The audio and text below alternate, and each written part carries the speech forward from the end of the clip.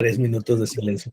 Bueno, bienvenidas a esta clase de Derecho Constitucional. El día de hoy vamos a estar analizando sobre, o continuando con lo que es el Poder Judicial de la Federación. Vamos a ver un poco sobre los controles de constitucionales y un poco este atisbo del juicio de amparo, ¿no? La base constitucional del juicio de amparo, que es justo eso, un medio de control constitucional. Y vamos a comenzar donde dejamos la sesión pasada, que es en la conformación del Poder Judicial de la Federación. Vamos a ver que aquí en México tenemos una Suprema Corte de Justicia de la Nación, un tribunal electoral, vamos a tener plenos regionales o plenos de circuito, como se les conoce, tribunales colegiados de circuito, de apelación y juzgados de distrito, ¿no? Entonces vamos a ver que la administración, vigilancia y disciplina del Poder Judicial de la Federación, con excepción de la Suprema Corte, y vamos a ver que existen rangos hasta en esto del Poder Judicial, está a cargo del Consejo de la Judicatura. De hecho, quien la va a presidir, o quien va a presidir el Consejo de la Judicatura, es el ministro o ministra que se encuentre en funciones de presidente o presidenta de la Suprema Corte de Justicia de la Nación. Entonces vamos a ver que el máximo órgano constitucional es la Suprema Corte. ¿Por qué? Porque es el único órgano encargado y posibilitado para hacer una revisión constitucional. Esto es, digamos, ellos pueden, pese a que es un órgano constituido, y se acuerdan cuando hablamos hace un par de sesiones o la sesión pasada de los poderes, que existen los poderes ejecutivo, legislativo y judicial, quienes los representan, que son el presidente de la República, Congreso de la Unión, dividido en esta Cámara de Senadores, Diputados, y ahora vamos a ver a la Suprema Corte de Justicia de la Nación y demás tribunales y juzgados federales. Pero vamos a ver que este juzgado o este tribunal, que es la Suprema Corte de Justicia de la Nación, es la única capacitada de hacer una verificación de la misma Constitución, ¿no? De interpretar la Constitución y verificar que si una norma es constitucional o no. Y aquí vamos a ver que existen estos atisbos incluso de invasión de esferas, ¿no? En un caso, por ejemplo, nos dice que la Suprema Corte de Justicia de la Nación velará o verificará todas estas cuestiones de carácter, ahorita lo vamos a ver, pero que ellos no pueden verificar cuestiones, perdón, de materia electoral, porque para eso tenemos un tribunal electoral, ¿no? ¿Qué pasa? El tribunal electoral no puede hacer verificaciones constitucionales, eso le pertenece a la Suprema Corte. Entonces, si se alega una violación o una incompatibilidad con la Constitución, quien está encargado de verificar eso es la Suprema Corte, no el Tribunal Electoral. Entonces, la Corte verificaría la constitucionalidad o no de algo sin meterse propiamente en la materia. Ellos no van a verificar si se apega o no a principios electorales, etcétera. No, ellos se meterían solamente a verificar si la norma, si los hechos son o no constitucionales y con base en eso determinar, ¿no? Y ya sería el Tribunal Electoral el que a la luz de esa resolución verificaría. Espero que no suene muy confuso, pero lo que quiero es que vayan visualizando por qué existe este orden o este nivel entre los tribunales, ¿no? Porque ahorita pareciera que el artículo 94 nos dice que todos estarían medio a un mismo rango, pero no es así. O sea, la Suprema Corte está por encima de todos estos órganos. Y lo deja en claro porque nos dice, bueno, va a haber el que se encargue de la administración, vigilancia, incluso va a verificar la disciplina de los juzgadores o de las personas juzgadoras, mejor dicho, en el Poder Judicial de la Federación. Dice, pero con excepción de la Suprema Corte. Y entonces se institucionaliza este Consejo de la Judicatura Federal, que es el que verifica justamente estas cuestiones de no solamente disciplina, sino también de administración y cuestiones de cómo se van dando esta carrera judicial, ¿no? De la que están hablando. Otra cosa importante es que la Suprema Corte de Justicia de la Nación se divide o se compone por 11 ministros y ministras que funcionan en pleno y en sala. Y esto es, existe el pleno de la Suprema Corte, que es cuando sesionan los 11 ministros y ministras, pero, digamos, para las tareas diarias, se dividen en dos salas, la primera y la segunda sala, ¿no? O sea, creo que no hay mucho problema en los nombres. Una sala va a ver los temas civiles y penales y la otra sala verá los temas del trabajo y administrativos. Entonces, así es una forma en la que se equilibran las cargas de trabajo y los temas que consecuentemente sean de trascendencia o que tengan que o requieran esta mayoría del pleno, pues se conocerá por los 11 ministros. Las salas se conforman por 5 y 5 ministros y se estarán pensando, bueno, ¿y dónde queda el 11º? Justamente quien representa a la Suprema Corte, que sea presidente o presidenta de la Suprema Corte, es quien preside el Consejo de Judicatura, es el que generalmente anda en medios, es el que también preside el Pleno de la Suprema Corte de Justicia de la Nación y es el que tiene cierto voto de calidad en algunas circunstancias. Entonces, esta persona no es que no esté trabajando, está desempeñando funciones diferentes y por eso los otros 5 ministros y ministras se encuentran dentro de estas salas. Y bueno, pues la competencia de la Suprema Corte, su funcionamiento en pleno y salas, la competencia de los plenos, etcétera, se regirán con lo que conforme a lo que dispongan las leyes y los acuerdos generales correspondientes, de conformidad con las bases de la Constitución establece. Y aquí vamos a ver que pues existe una propia ley, existe un propio marcaje de la Suprema Corte, y si ven, así es como debería estar redactada una norma. ¿Por qué? ¿Se acuerdan que les mencionaba el artículo 28 constitucional que nos dicen hasta cómo elegir y todas estas vicisitudes en cuanto a los comisionados de la COFESE o del IFETEL? Justo aquí, y bueno, también entendiendo que aquí las personas se cuidan un poco más las espaldas porque son abogados y abogadas, pues justo nos dicen, no, o sea, nosotros nos vamos a regular conforme a leyes y acuerdos generales que deberán sí estar de acuerdo con la Constitución, pero que no van a estar en un texto constitucional, ¿no? Ahí es una forma en la cual muchas veces no se trastocan estos principios y estas reformas o estos artículos, o este artículo, mejor dicho, estos párrafos que son parte del artículo 94, son del 21. O sea, esto es cuando se estableció que el mismo Poder Judicial se iba a estar autorregulando, digamos. Entonces, aquí nos establece que el Consejo de la Judicatura determina el número, la división de circuitos, la competencia territorial, especialización de materias, entre las que se debe de incluir, eso sí, forzosamente, el tema de radiodifusión, telecomunicaciones y competencia económica, ¿no? Aquí vemos que existen estos tribunales especializados o juzgados especializados en este tipo de materias, y eso es algo que se le impone desde el carácter constitucional. Sin embargo, también el cómo se dividan, cuántas personas deben estar atribuidas en el Poder Judicial, eso lo define la Suprema Corte o pues, también en dado caso el Consejo de la Judicatura. Asimismo, mediante acuerdos generales se establecen los plenos regionales, cuándo ejercen su jurisdicción y cuáles son sus determinaciones. Entonces vamos a estar viendo que aquí lo relevante es que este artículo nos dice qué es lo que deben de estar generando, o sea, digamos, nos da los tramos de responsabilidad entre los servidores públicos y estas instituciones como el Consejo de la Judicatura, y nos va mencionando, por ejemplo, en el Pleno de la Suprema Corte de Justicia, pues está facultada para expedir acuerdos generales, también va para, digamos, hacer el conocimiento a los plenos de circuito, los tribunales colegiados de circuito, cuáles asuntos son de la competencia de la Corte, cuáles son atraídos. Vamos a estar viendo que la Suprema Corte tiene esa facultad de atracción. Esto es, cuando un tribunal del Poder Judicial de la Federación conozca de un asunto que sea de trascendencia nacional o que tenga pues a bien resolver un tema sensible para la sociedad, este va a ser verificado por la Suprema Corte. Esto es, justo atrae el tribunal más importante de México para verificar estas circunstancias, ¿no? Vamos a ver los 3 controles constitucionales que existen en México. Esto es, son las 3 formas en las que la misma Constitución otorga derechos y se impone obligaciones. No así, porque la Constitución no existe, pero se las impone a los órganos, a los poderes a los que da luz. Y esto es el juicio de amparo, la controversia constitucional y las acciones de inconstitucionalidad.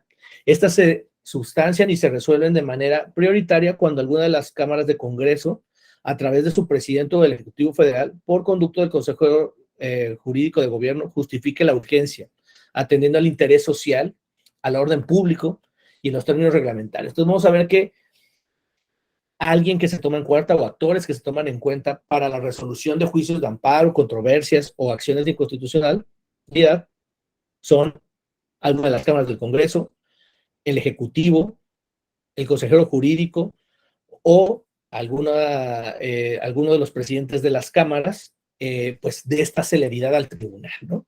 La ley pues va a fijar cuando sea obligatoria la jurisprudencia que establezcan los tribunales del Poder Judicial de la Federación. Esto lo van a ver en Ley de amparo, esto ya cambió, siempre teníamos esta lógica de que eran 5 sentencias dictadas en un mismo sentido sin ninguna en contra, etcétera. Ya cambió, ahorita vamos a ver algunos atisbos, pero bueno, vamos a ir viendo que justo muchas de estas reglas no están en la Constitución, se dan en las leyes porque ahí es más fácil modificarlos. Adelante, Elizabeth. Buenas tardes, licenciado. ¿Puede repetir los 3 controles constitucionales? Claro, juicio de amparo, controversias constitucionales y acciones de inconstitucionalidad. Ahorita vamos a ir viendo cada una, pero esos son los 3 medios de control constitucional. Cabe resaltar que el único que tenemos como particulares, exclusivamente como particulares, es el juicio de amparo. Los demás vamos a ir viendo que los ejercen generalmente autoridades. Y bueno, hay que ver también algo relevante, que es que las razones, perdón, sí, las razones que se justifican las decisiones de las sentencias dictadas en pleno de la Suprema Corte, esto es, una vez que la Corte sesiona en pleno, por mayoría de 8 votos y las salas por mayoría de 4 votos serán obligatorias para todas las autoridades jurisdiccionales de la Federación y de las entidades federativas. Esto es una forma, digamos, de crear jurisprudencia. Vamos a ver que hay otras formas, y bueno, mejor dicho, eso lo verán en la ley de amparo, pero lo que a mí me gustaría, y con mi deber como en mi clase de constitucional, es dejarles en claro que una vez que 8 ministros en pleno voten en un sentido, o que 4 ministros en una sala, o sea, 4 de 5, en la otra es 8 de 11, voten en un sentido una decisión o emitan una sentencia, esta decisión es obligatoria para todas las autoridades jurisdiccionales, tanto de la federación como las entidades federativas. Básicamente es una forma de crear criterio, o generalmente, como le decimos, crear jurisprudencia. Esto es, este criterio es obligatorio. Si recuerdan, y eso es una, déjenlo anoto porque no se les subí la lectura, pero eso fue uno de los temas de la reforma eléctrica. Les voy a pasar esa minuta. Y ustedes se van a dar cuenta que uno de los debates era que si se alcanzaban o no los 8 votos, ¿no? Entonces, porque decían, oye, si se alcanzan 8 votos, ya es obligatorio para todos. Si se queda como se quedó en 104, el efecto es, no es que no sea obligatorio, pero no, digo, perdón, el efecto es que no es obligatorio per se, pero los juzgadores pueden orientarse y decir los mismos argumentos que dijeron los ministros. Pero aquí vamos a ver, y esto lo digo con todo respeto, pero creo a mi forma de ver ahorita la Corte, se ha estado politizando sus resoluciones. Y creo que ese es uno de los peores riesgos que puede tener una Corte, y más de carácter constitucional o de carácter como lo es la Corte, la Suprema Corte, de un rango donde dilucida los problemas, digamos, o los controles entre autoridades. ¿A qué me refiero? Existen controles constitucionales. Esto es, la Constitución verifica si se encuentra o no apegado a algo a la Constitución. Entonces, es una corte constitucional, es una corte que verifica la constitucionalidad de normas, etc. Pero adicionalmente resuelve conflictos de carácter institucionales, incluso podría decirlo. Esto es, estas cuestiones entre autoridades o poderes. Y aquí vienen los detalles. Adelante, María de los Ángeles, antes de perder tu idea. Adelante. Sí, buenas noches. Creo considerar que se politiza desde el momento en que, por ejemplo, si no mal recuerdo, al presidente del Senado, me parece, el presidente lo iba a reelegir ilegalmente, ¿se acuerda? O algo así. Sí, de hecho, hay 2 formas, yo creo que, de politizar el asunto. Y aquí, yo por eso les digo, me voy a abstraer lo más posible. Y dentro de eso hay 2. Una es, pues, que actores externos, llámese Congreso, diputados, senadores, en conjunto, por separado, las cámaras, presidentes, presidentas, gobernadores, gobernadoras, secretarios, secretarias de Estado, ellos pueden politizar muchas cosas, ¿no? Cualquier cosa la van a politizar porque es parte del show, o es parte de una negociación, o es parte de una agenda que se tiene. Eso es algo que indudablemente siempre le va a caer tanto a la Suprema Corte como otros órganos autónomos que ya hemos visto, ¿no? El INE, la COFESE, IFETEL, etcétera. El problema está en cuando tú como órgano o tú como poder, en este caso que es el representante del poder judicial, empiezas a caer en esas cosas. Como ahorita bien dijiste, uno de los ejemplos que da María de los Ángeles es que una vez que tú eres seleccionado por un tiempo determinado, de hecho es una de las fracciones que aquí, o uno de los párrafos que aquí dice, la Constitución misma nos dice que los ministros de la Suprema Corte pueden durar en su encargo 15 años y solo podrán ser removidos por algunas cuestiones, y su vencimiento del periodo tendrán derecho a haber un derecho a un haber por retiro, y eso, bueno, lo veremos, pero el punto es que solamente pueden durar 15 años o ser removidos por alguna de las cuestiones atribuidas en la propia Constitución. Muy bien. Dentro de estos mecanismos se propuso que un ministro prorrogara su término, porque culmina, si no mal recuerdo, este o el siguiente año, y entonces decían, bueno, mira, es que para que salgas avante, digamos, pues tómalo hasta el 2024 y así ya cumples este periodo, etcétera. Pero a ver, si tú eres un ministro de la Suprema Corte, lo primero, y eres el encargado de verificar la constitucionalidad de algún tema, pues lo primero que tienes que decir es, oye, fíjate que no, porque la Constitución me dice que yo duro 15 años y no, aquí no aplica el del 14 constitucional, porque hay mucha gente que le quiere dar la vuelta por ahí, ¿no? Ya vimos en qué consiste el 14 constitucional. Oye, no se le dará efecto retroactivo en perjuicio de ley de persona alguna, pero tampoco se da en el efecto positivo en encargos, particularmente. Ya dijimos que en penas, en algunas cuestiones sí, pero no es como que, oye, fíjate, hoy yo soy ministro de la Suprema Corte, digamos, y entonces yo duro 15 años, y el día de mañana, pues cambian las cuestiones y dicen, ¿sabes qué? A partir del siguiente periodo, o a partir de hoy, ¿no? A partir de hoy, los siguientes ministros o los ministros van a ser vitalicios. Yo no tengo eso. ¿Por qué no lo tengo? Porque yo fui elegido por un periodo de 15 años, conforme a la Constitución. Si después se modifica la Constitución, estando en mi encargo, ni modo, ya le tocará a la siguiente generación, a las siguientes partes. Y eso va en dos cuestiones, tanto a favor y en contra. Aquí vamos a ver que el mismo artículo 94 nos dice algo bien importante, y nos dice, fíjense, los ministros de la Suprema Corte duran los 15 años que dijimos, y los magistrados de circuito, los jueces de distrito, los consejeros de la judicatura y los magistrados electorales no podrán ser disminuidos o podrán ver disminuida su remuneración durante su encargo. Esto es, una vez que yo he asignado que tú vas a ganar 100, yo no me pueden disminuir a mí la cantidad ese dinero durante mi encargo. ¿Se acuerdan que salió una ley y los anduvieron exhibiendo a 1,000 personas de que, oye, es que tú ganas más o menos que cierta persona? En este caso, el presidente, ¿no? Y dice, oye, es que él percibe más que el presidente. Exacto, ellos dicen que es malo. Yo lo que les pregunto es, más allá, y aquí dejémonos de lo que nosotros creemos, insisto, a veces, si ustedes tienen afinidad para uno u otro partido, para una otra persona, no estamos hablando de eso. Estamos hablando de qué dice la Constitución. Y la Constitución muy claramente dice, oye, a esa persona no le puedes bajar el salario mientras de lo que dure su encargo.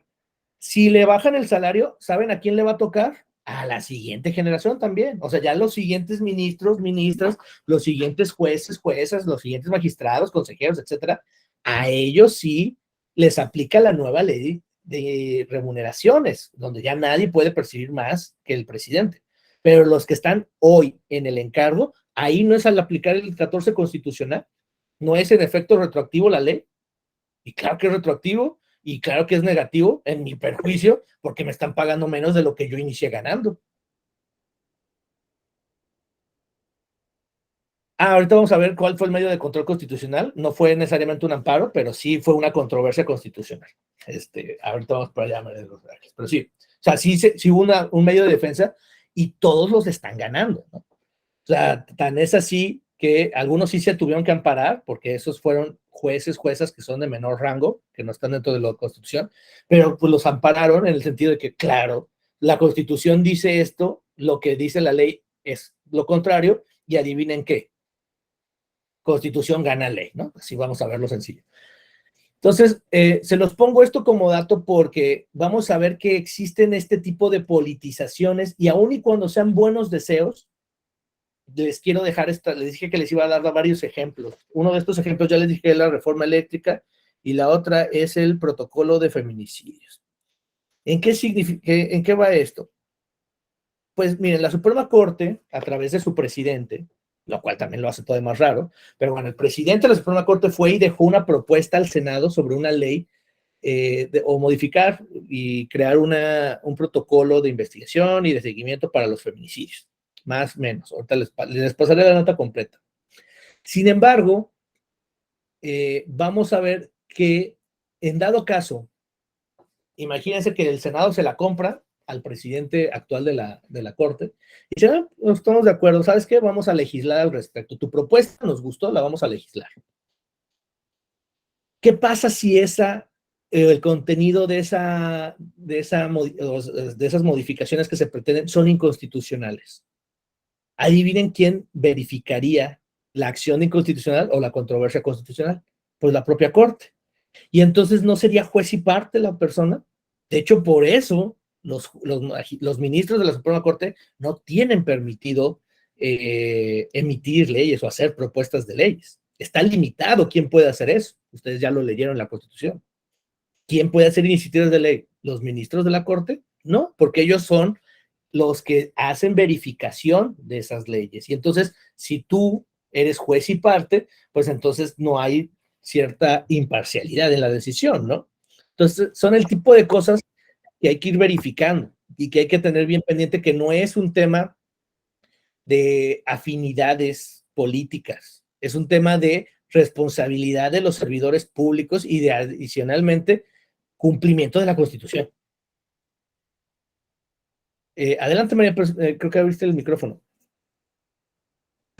No, digo yo que verdaderamente insulto a la inteligencia de la nación, o sea, ¿cómo se ponen a hacer eso? Digo, claro, ya cuando se sabe, bueno, ustedes ya, gente con bastante formación, pues entienden esas situaciones, pero uno como simple ciudadano, o sea, verdaderamente qué tristeza que nos represente esa gente, ¿no? Pues más que nos represente, yo creo que el tema es un poco verificar y mi grano de arena espero, y yo creo que de aquí ustedes también, es cuando ya una vez que estudias la Constitución te vas dando cuenta de este tipo de cuestiones y entonces hay que hacerlas ver. No desde un tema, y yo también por eso lo hago de la forma más abstracta, lo mencionaba, posible. O sea, no de una forma política ni pasional, sino decir, oye, es que esto está mal. No porque yo crea que está mal, sino porque mira, aquí hay un texto que se llama Constitución que está diciendo que está mal. Y para quienes ya han ido leyendo a Ferdinand Lassalle, hay una frase brutal que a mí me gusta. No sé si está en esta versión que les compartí en PDF, en mi versión escrita sí está traducida tal cual. Y es que dicen que cuando un estado, un pueblo, pues tiene que estar reclamando que, oye, es que se cumpla la Constitución, es que hagamos que se cumpla la Constitución, o sea, que la Constitución no se está cumpliendo por sí misma. Dicen que es como aquella mujer que siendo violada reclama su virginidad, ¿no? Es una frase muy fuerte, pero creo que nos deja bien claro en qué estado estamos. Porque cuando hablamos de Estado de Derecho, en un Estado democrático, estamos en Estado, etcétera, etcétera, hablamos de ese tipo de Estado, donde, oye, cada quien sabe lo que tiene que hacer, cada quien cumple su rol, y no estamos haciendo, como me gusta la frase que dijo María, esta tomadura de pelo, ¿no? Donde se inventan cosas, donde dicen, literalmente gente que dice que es una jugada maestra modificar la ley secundaria, pero no la Constitución. O sea, eso lo haces porque te dan para eso los votos, pero la reforma que tú deberías verificar es la Constitución, porque una ley secundaria que está contrapuesta con la Constitución debería ser justo inconstitucional y por ende no debería ser tomada en cuenta, ¿no? Entonces son de este tipo de politizaciones donde no hay que caer en el juego. Y les digo de la forma más abstracta, les voy a pasar un video, pero les digo, es que es largo, pero les voy a ir poniendo como los minutos, por eso no se los he puesto aún, porque tengo que ver en qué minuto inicia cada intervención, pero es sobre cuando se discutió la prisión preventiva oficiosa en la Suprema Corte. Y los invito a ver el nivel de debate, como le dicen, ¿no? Hay 2, 3 ministros que lo hacen magistralmente, te dan argumentos jurídicos nacionales, internacionales, aparte de lógica, como dice María. O sea, muchas veces, a ver, una de las cuestiones del decálogo del abogado es el derecho se aprende estudiando, pero se ejerce pensando. Muchas cosas, se los aseguro, piensen con lógica y van a atinarle en derecho. Y no es atinarle, es que pensar. Entonces, hay ministros y ministras que hicieron eso. Hay otros ministros que pues, inventan cosas nada más como por seguir una cierta regla y se ve claramente la línea para dónde va. Y hay otros que de plano le jugaron al político porque alguien dijo, no, es que yo fui a un penal y vi a la mujer llorando cuando pues, no se le ha dictado sentencia. Pues, ok, eso sensibiliza, es un ejemplo, pero ¿dónde está tu nivel como jurídico? O sea, tú debes como abogado, o sea, se supone que eres uno de los 11 mejores abogados y abogadas de la República, por eso estás ahí, ¿no? Entonces, tu argumento, tu forma de debatir, tu forma de ir en contra de algo es jurídicamente, no es pasionalmente, no es político. Si quieres ser político, vete a la Cámara de Diputados y Senadores, ahí ya ven que se dicen de lo que se van a morir, o métete de algún otro puesto de ese estilo. En la Suprema Corte no esperamos sino menos que argumentación jurídica. Y si no me creen, bueno, pues hay bueno, creo que también les pasé la sentencia de Overwell versus Hodge, que es la del matrimonio igualitario en Estados Unidos, y si se dan cuenta, es un tema jurídico que sí da ejemplos, que algunos hasta sacan lágrimas y todo, pero al último lo que reconoce es un derecho constitucional, ¿no? Los ejemplos son como para sensibilizar, como para dejar en claro un punto, pero al último se verifica el tema constitucional. Eso es lo que debemos estar viendo aquí. Y vamos a ver que también para ser ministro de la Suprema Corte, pues no profundizaré mucho más, son los mismos, creo que requisitos que en muchos de los puestos, ser ciudadano por nacimiento o ciudadano mexicano por nacimiento, en pleno ejercicio de derechos políticos y civiles, tener cuando menos 35 años al momento de la designación, poseer el día de la designación con antigüedad mínima de 10 años un título profesional de licenciado en Derecho expedido por autoridad o institución legalmente facultada para ello, gozar de buena reputación y no haber sido condenado por delito que merite pena corporal por más de 1 año de prisión, pero si se tratara de robo, fraude, falsificación, temas patrimoniales básicamente, inhabilitará para el cargo cualquiera que haya sido la pena, haber residido en el país durante 2 años anteriores al día de la designación y no haber sido secretario de Estado, fiscal general de la República, senador, diputado federal ni titular del Poder Ejecutivo en alguna de la entidad federativa durante el año previo al día de su nombramiento. Los nombramientos de los ministros deberán recaer preferentemente entre aquellas personas que hayan servido con eficiencia, ética, honorabilidad, etc. Y aquí vamos a ver otro tema. Si no, busquen a la historia, vaya, o cómo estuvo el tema de la designación del ministro Medina Mora. Una persona que también no debió haber sido ministro de la Suprema Corte porque no cumplía los requisitos. Más allá de lo que queramos decir, van a leer cuestiones muy políticas, otras como medio conspiranoicas. Yo digo el hecho tal cual es, no cumplía los requisitos para ser ministro de la Suprema Corte. Y no de estos requisitos medio, ahorita los que estamos viendo para ser fiscal del Estado, ya no sé si vieron, también estos requisitos donde, oye, no le dieron la carta de antecedentes penales, pero es por una cuestión atribuible al Estado. ¿Ahí qué se hace? Obviamente ya hay amparos, hay suspensiones y hay mil cosas. ¿Por qué? Porque está operando mal el Estado, ¿no? Porque el Estado suspendió la emisión de las cartas de no antecedentes a ciertas personas y a otras no, porque en ese mismo lapso que dijo que estaba suspendido el servicio fue cuando se le otorgó a ciertas personas. Entonces, vemos una preferencia a ciertas pues, entidades o ciertas cuestiones, ¿no? Es el tipo de cosas que no se deberían estar haciendo por ningún gobierno, por ningún poder, y mucho menos, en dado caso, si es que se tiene que hacer por el político, del legislativo y ejecutivo, pues no por el judicial. Adelante, María. Licenciado, está como el caso de que nombraron director del Fondo de Cultura Económica a un español cuando la regla decía que debía ser mexicano. Eso es. Y no sé si se acuerde, pero bueno, yo sí me voy a poner pasional. El tipo dijo, bueno, no lo voy a decir porque es demasiado insultativo, pero dijo, ay, es que no puedo, pero hizo un insulto demasiado obsceno y se refirió a nosotros los mexicanos. Horrible. Igual en privado se lo digo, pero Claro. es un insulto. O sea, el presidente movió todo para que el tipo español pudiera ser presidente o director del Fondo de Cultura Económica. Esas cosas de plano no nos hacen tan orgullosos de ser mexicanos, la verdad. Pues más que nada, lo peor es que vas encontrando estos nichos que la otra vez hablábamos con Paulo, de por qué en algunas cuestiones dicen, es que tiene que ser por nacimiento, ¿no? O sea, yo creo, y yo soy partidario de que seas ya naturalizado o mexicano, para ciertos puestos no debería haber problema, pero eso va reforzando la idea de, oye, es que no pongas un extranjero o alguien que tiene estos sentimientos, porque pues tú buscas justo el nombre de servidor público, viene de que es alguien que tenga esa pasión o ese débito de servir a la ciudadanía, ¿no? O al conjunto de personas. Entonces, creo que eso, más que hablar mal de él, habla mal de todos aquellos que tuvieron que secundar y violentar incluso la ley, si es que está especificado que no puede ser o que debe ser mexicano por fuerza y la persona se ostenta como extranjera y todo esto, pues claramente hablan mucho más mal de las personas que apoyaron o secundaron dicho nombramiento. Eso lo creo.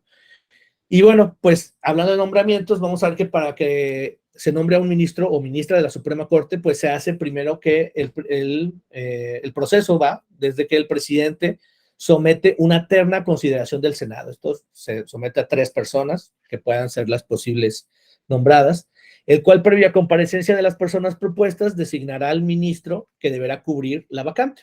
Recordemos que esto se da porque alguien o fallece o se da el cumplimiento de los 15 años de algún ministro o ministra. La designación se hará por el voto de 2/3 partes de los miembros del Senado presentes y dentro del improrrogable plazo de 30 días. Si el Senado no resuelve dentro de dicho plazo, ocupará el cargo de ministro la persona que dentro de dicha terna designe el presidente. En caso de que la Cámara rechace la totalidad de la propuesta o de las ternas, el presidente someterá una nueva en los términos ya mencionados, y si esta segunda terna fuera rechazada, ocupará el cargo la persona que entre dicha terna designe el presidente de la República. Entonces vemos que justo es este tipo de balances que se da entre poderes, ¿no? O sea, a fin de cuentas, tú, presidente, me pones la terna, pero nosotros, Senado, elegimos a esta persona. ¿Y qué pasa? Oye, si tú te tardas, si no rechazas, etcétera, bueno, ya entonces ya es el presidente el que designa, pero a fin de cuentas quien tiene la voz en un punto y puede ser o no ejercida es el Senado. Entonces eso es muy relevante para que vean que esto es la forma en la que se van equilibrando los puestos para designar a los representantes colegiados, porque son 11 ministros. De un poder se necesita de los otros 2, si se dan cuenta. Y bueno, pues las magistradas y los magistrados de circuito, así como jueces, juezas de distrito, serán nombrados y adscritos por el Consejo de la Judicatura, con base en criterios objetivos y de acuerdo con los requisitos y procedimientos que establezcan, etc. Aquí es donde se da el tema del ingreso, formación, permanencia, que es el sistema profesional de carrera del Poder Judicial. Y básicamente, pues aquí también ven todo el tema sobre las cuestiones de responsabilidad y de pues cualquier tema penal, administrativo, de responsabilidad, lo digo en términos súper generales, que tenga algún juez o jueza, ¿no? O sea, aquí vemos que además del ingreso, formación y permanencia, bueno, pues también se puede remover a los secretarios y también se puede solicitar información para verificar pues la conducta de algún juez o jueza, ¿no? Entonces vean que sí es algo que se debería verificar. También, en otro sentido, les pongo que hay que estar muy atentos. El Poder Judicial es de los que, digamos, más confianza yo diría que les tengo, pero no por ello tampoco no voy a hablar. Y uno de esos es que casualmente una vez encontraron a un consejero de uno de los consejeros de aquí del Consejo de la Judicatura Federal lo encontraron con cajas de dinero, ¿no? Que iba saliendo él a escondidas en una cajuela. O sea, entonces ya desde ahí dices, algo huele mal. Por lo que sea, no sé por qué esa persona tiene tanto dinero en efectivo y se quiso salir del edificio en cajuela de un vehículo. La otra, hemos encontrado que existen exámenes de oposición para las personas que quieran entrar al Poder Judicial de la Federación. Y se ha encontrado muchas veces que se vendieron los exámenes. Entonces, pues bueno, hay que estar vigilantes, hay que estar expectantes siempre de todo, ¿no? Hay poderes que son más o menos mejores que otros, pero no existe de momento el poder perfecto. Y lo que hay que buscar es que rindan pues cuentas, ¿no? Porque a fin de cuentas siempre dicen, no, es que pasó esto. Bueno, fue sancionado, fue removido esa persona, o sea, como que ya nada más pensamos que ya porque salió en los medios ya algo le va a pasar, pero realmente nunca verificamos que eso suceda. Y bueno, cada 4 años el Pleno elegirá de entre sus miembros al presidente de la Suprema Corte de Justicia de la Nación, el cual no podrá ser reelecto para el periodo inmediato posterior. Cada ministro de la Suprema Corte, al entrar a su encargo, protestará ante el Senado y pues de misma forma se le protesta, pues ya sabe, desempeñar y dar patrióticamente. Ahora en este caso el cargo de ministro de la Suprema Corte, pues el ministro o ministra dirá sí protesto y de nueva cuenta, bueno, pues que si no lo hiciere, que la nación se lo demande. Y esta misma protesta la harán los magistrados y jueces de distrito, pero ante la Suprema Corte y el Consejo de la Judicatura Federal. Y bueno, cuando la falta de un ministro excediera de un mes, el presidente de la República someterá el nombramiento de un ministro interino a la aprobación del Senado. Si faltara un ministro por defunción o por cualquier causa de separación definitiva, el presidente someterá un nuevo nombramiento para la aprobación del Senado, como ya lo hemos mencionado. Las renuncias de los ministros de la Suprema Corte solamente procederán por causas graves, serán sometidas al Ejecutivo y si éste las acepta, las enviará para su aprobación. Dato anecdótico, como les dije que les iba a estar dando varios puntos para que lo googleen y los vean, ya sea por morbo, porque se quieran documentar al respecto. Justo este ministro, Medina Mora, que fue ex procurador y después fue seleccionado o nombrado como ministro, casualmente también renunció y pues nunca supimos cuáles eran estas causas graves, ¿no? O sea, siempre nos dicen este tipo de artículos de, oye, sí pueden renunciar, pero solamente proceden por causas graves y todas son sometidas al Ejecutivo a ver si te la acepta o no. Nunca nos dijeron cuál fue esa causa grave, ¿no? Y pues la licencia de los ministros, cuando no excedan de un mes, podrán ser concedidas por la Suprema Corte de Justicia de la Nación. Las que excedan de ese tiempo podrán concederse por el presidente de la República con la aprobación del Senado y ninguna licencia podrá exceder por el término de 2 años. Aquí vemos de nueva cuenta el control de los poderes. O sea, si un ministro quiere pedir una licencia por 2 meses, por ejemplo, tiene que pedirle licencia al presidente de la República como encargado del Ejecutivo y al Senado como ellos encargados del Legislativo, perdón. Entonces vean cómo hay un balance o debería verse esto como un balance entre los poderes. El artículo 99 nos habla sobre el Tribunal Electoral y pues nos dice que con excepción del artículo 105, fracción 2, es la máxima autoridad jurisdiccional en la materia y órgano especializado del control de la Federación. Y yo creo que ustedes se están preguntando, pues, ¿qué dice el artículo 105, fracción 2? Y eso es justamente lo que les mencionaba sobre las acciones de inconstitucionalidad que tengan como objeto plantear la posible contradicción entre una norma de carácter general y una constitución.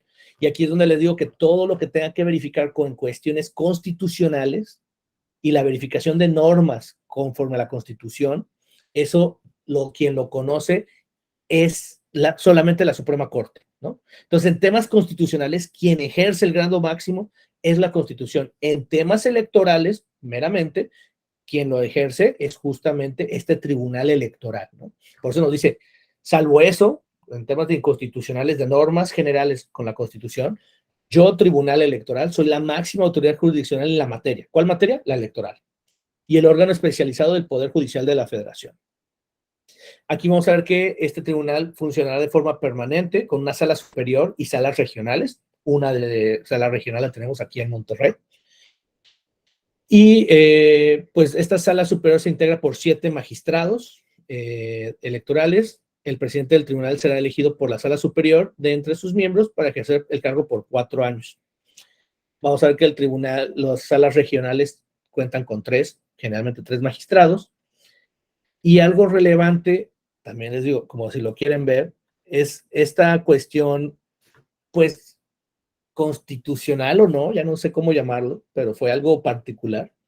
Y es que un presidente, recientemente este año fue, un presidente del tribunal, de la Sala Superior del Poder Judicial, del Tribunal Electoral, pues lo nombran y es para 4 años, ¿no? En una sesión que estaban teniendo los magistrados, deciden, son 7, 5 deciden, o sea, digamos, mencionar que es como si ustedes se reunieran y dijeran, ¿sabes qué, Rigo? Ya no eres el presidente, ¿no?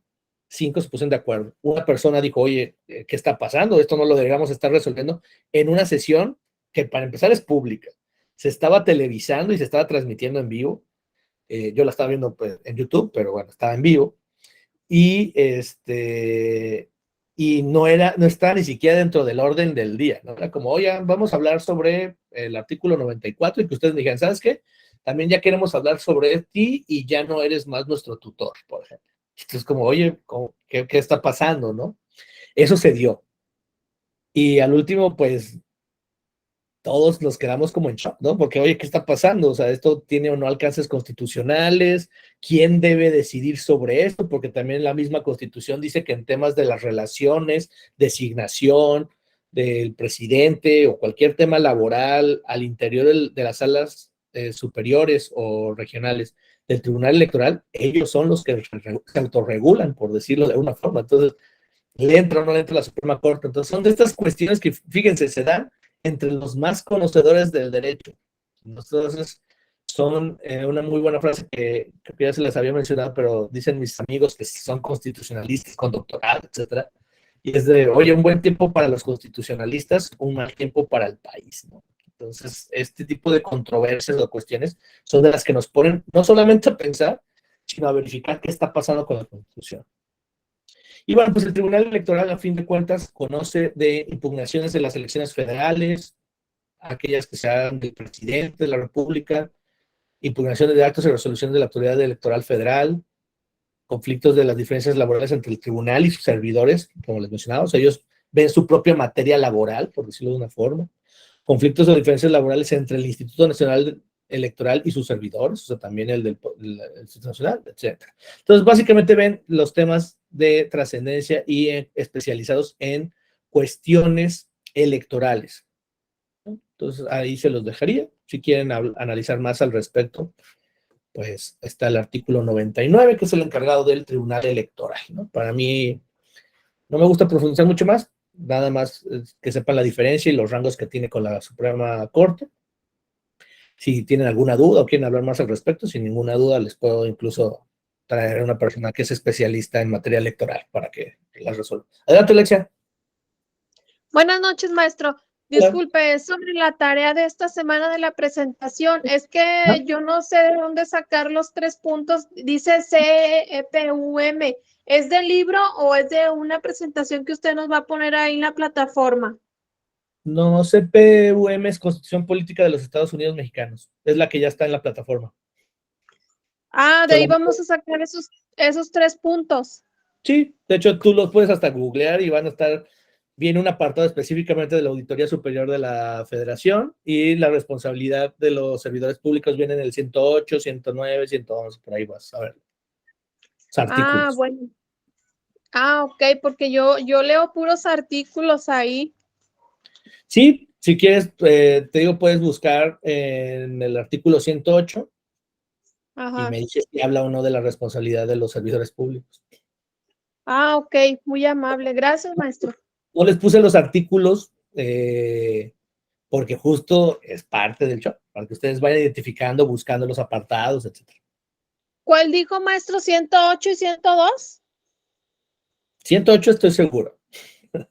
Y el de la auditoría superior, pues búscalo tal cual, así auditoría. Te lo aseguro que te va a salir. Ah, bueno, muy bien. Gracias, maestro. No te preocupes. Buenas noches. ¿No? Para lo que necesites, aquí estamos. Y bueno, Sí, les digo, no les doy todos los artículos, se los puedo dar, pero el tema es que ustedes también lo vayan buscando. Incluso si recuerdan, hace 1 o 2 sesiones les dije, Auditoría Superior de la Federación, la vamos a ver por encimita, porque ese me gusta verlo con responsabilidad de servidores públicos. Por eso se los traje aquí apenas este tema. Bueno, y entonces vamos a ver que el artículo 100 nos dice que sobre el Consejo de la Judicatura es un órgano del Poder Judicial de la Federación con independencia técnica de gestión y para emitir sus resoluciones. Ya sabemos que consta de 7 miembros, bueno, les menciono, se conforma de 7 miembros, pero uno de ellos, como les había mencionado, es el presidente o presidenta de la Suprema Corte de Justicia de la Nación, quien también lo será del Consejo. 3 consejeros designados por el Pleno de la Corte, por mayoría en cuanto a 8 votos, etc. Bueno, van a haber 7 personas ahí, ya las reglas de cómo se eligen, no hay mayor problema. Y lo relevante aquí es que la Suprema Corte debe de elaborar su propio presupuesto y el Consejo lo hará para el resto del Poder Judicial de la Federación. Esto lo digo porque hasta en temas económicos, por eso les menciono que la Suprema Corte y el Consejo se manejan aparte, ¿no? ¿Por qué? Porque la Suprema Corte es este órgano máximo constitucional, etcétera, pero el Consejo de la Judicatura es el que se encarga de todo lo que es de los que no sea competencia para los ministros, hacia abajo ellos se encargan. Todo lo que tenga que ver con magistrados, magistrados del pleno de circuito o magistrados colegiados, unitarios de circuito, con jueces de control, etcétera, todas estas personas son reguladas por el Consejo de la Judicatura. Vamos a ver que los ministros de la Suprema Corte, magistrados, jueces, etcétera, no podrán en ningún caso aceptar ni desempeñar empleo o encargo de la Federación, de las entidades federativas o de particulares, salvo los cargos no remunerados en asociaciones científicas, docentes, literarios o de beneficencia. Las personas que hayan ocupado el cargo de ministro de la Suprema Corte de Justicia, magistrado, etcétera, no podrán dentro de 2 años siguientes a la fecha de su retiro actuar como patrones, abogados, representantes ante algún órgano del Poder Judicial de la Federación. Y pues eso, hay personas que lo ven mal porque dicen, oye, pues es que ya salió, eso va en contra del artículo 5º constitucional, ¿no? De dedicarnos al oficio, trabajo, etcétera, que nosotros queramos. Pero bueno, pues también dejas de ser uno de los principales conocedores e impartidores de justicia, ¿no? Entonces, ¿ustedes creen que no tenga que ver que o sea, si tú sales y al día siguiente te contrata una empresa y vas a un juzgado aquí de Nuevo León, Guadalajara, Mérida, donde ustedes quieran, y ven, oye, pues fíjate, viene un exministro de la Suprema Corte llevando el caso. O sea, ¿ustedes creen que no tiene un peso? Pues yo creo que sí, ¿no? Y entonces por eso justo se da esta salvedad de que por lo menos 2 años después de que ellos salgan, pues que no puedan desempeñarse en alguna de estas labores o que tengan contacto en algún proceso de carácter jurisdiccional, ¿no? Y bueno, vamos a ver que también el artículo 102 nos dice que el Ministerio Público de la Federación se organiza en una Fiscalía General de la República, y si quieren ahí lo vamos a dejar porque vienen ya cosas mucho más interesantes, que es lo que es la Fiscalía General. Se los dejo de tarea para que por favor lo lean junto con el 103 y el 107. Por favor lean esos 3 artículos. ¿Por qué? 102, nada más para que vean, esto es como una réplica de lo que está pasando ahorita aquí en el estado. Vamos a ver quién es este fiscal, porque es una figura relevante en temas políticos, en temas de seguridad, en temas de persecución del delito. Entonces, por favor, échenle un ojo. Artículo 102. Y el artículo 103 y 107, me gustaría que lo lean porque son la base de la ley de amparo. Y entonces, como vamos a ver primero juicio de amparo, después controversia constitucional y después acciones de inconstitucionalidad, pues me gustaría que lean el 103 y el 107. Las controversias constitucionales y las acciones de inconstitucionalidad las vamos a ver en los artículos 104 y 105. Entonces eso también lo vamos a abordar. Y pues básicamente les estaría pidiendo que lean del 102 al 107, pero primordialmente 102, 103 y 107. ¿Hasta aquí hay alguna duda o pregunta? No, maestro. Bueno, pues si no hay ninguna, pues voy a parar la grabación y pues desearles que tengan... perdón, adelante María. ¿Quiere un reporte de lectura de esos artículos? ¿Sí? No, nada más me gustaría que los leyera. Ah, perfecto, claro. Sí, nada más léanlos, pero me gustaría que tuviéramos una charla, insisto, por el tema actual que está viviendo Nuevo León. Creo que es bueno leerlo. O sea, no es lo mismo, pero les va a dar las bases de por qué la figura del fiscal. Acá hablamos del fiscal general de la República. Digamos, el homólogo en el Estado, pues es el fiscal general estatal. Entonces, pero para que vean la trascendencia que tiene esta figura en términos políticos, económicos, en términos sociales también, yo lo diría, la persecución del delito, etcétera. O sea, cuáles son las labores de esta figura. Y el artículo 103 y 107 porque son la base del juicio de amparo. Y me gustaría que tocáramos ese tema.